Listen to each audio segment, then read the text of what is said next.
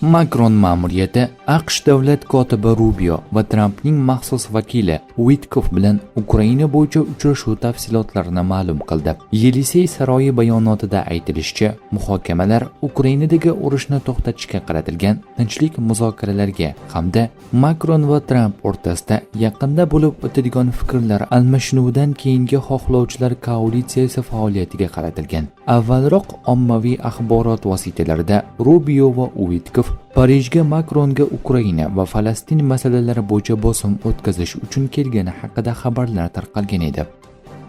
Putin energetika obyektlariga zarba berishga moratoriy bo'yicha yangi ko'rsatmalar bermadi. Kreml bosh qo'mondon bu masalada boshqa ko'rsatmalarni hali bermagan deya Rossiya prezidenti matbuot kotibi Dmitriy Peskovning so'zlaridan keltirmoqda TASS nashri.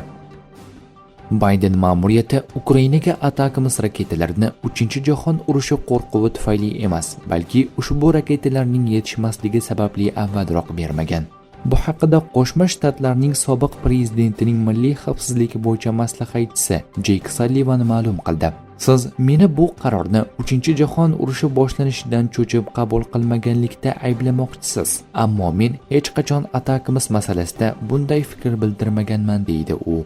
Sallivanning so'zlariga ko'ra, dastlab bu Atakams raketalarini yetkazib bermaslik qarori Pentagon va AQSh qurolli kuchlarining bevosita tavsiyasiga asoslangan. AQSh Mudofaa vazirligi va qurolli kuchlari prezident Baydenga bu raketalardan o'z ehtiyojlarimizni qondirish uchun ham yetarlicha mavjud emasligini ma'lum qilgandi. Shuning uchun ular Atakams raketalarini boshqa davlatlarga bermaslikni tavsiya qilganda deya izoh berdi Sallivan. Uning so'zlariga ko'ra, vaqt o'tishi bilan Qo'shma Shtatlar Atakams raketalarini ko'proq ishlab chiqargan va keyin ularni Ukrainaga topshirish imkoniga ega bo'lgan. Shu bilan birga Jeyk Sallivan Kiyevga raketalar tezda berilmaganining ikkinchi sababi baribir ekskluzitsiyaning oldini olish masalasi bo'lganini qo'shimcha qildi. Biz turli qarorlar qabul qilib, Ukrainaga kerakli qurollarni berish va shu bilan birga vaziyatni og'irlashishini oldini olish uchun xavf darajasini baholadik, deydi Sallivan.